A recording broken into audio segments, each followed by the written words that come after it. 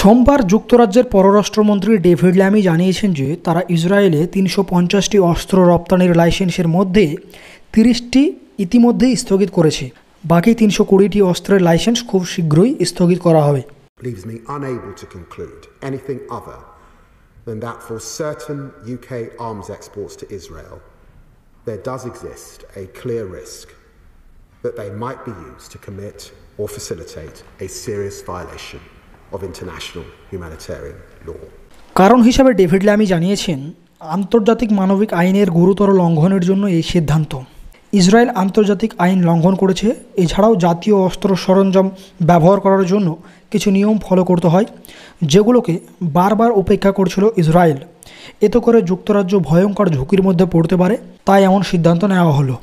যুক্তরাজ্যের পার্লামেন্টে David Lammy বলেন, ব্রিটিশ রপ্তানির পরিমাণ ইসরায়েলের মোট অস্ত্রের 1%-এরও কম, এবং তিনি আরও বলেন যে এই স্থগিত ইসরায়েলের ওপর কোনো রকমের প্রভাব ফেলবে না। The UK Defence Secretary says the move won't have a material impact on Israel's security and insists the UK remains a staunch ally.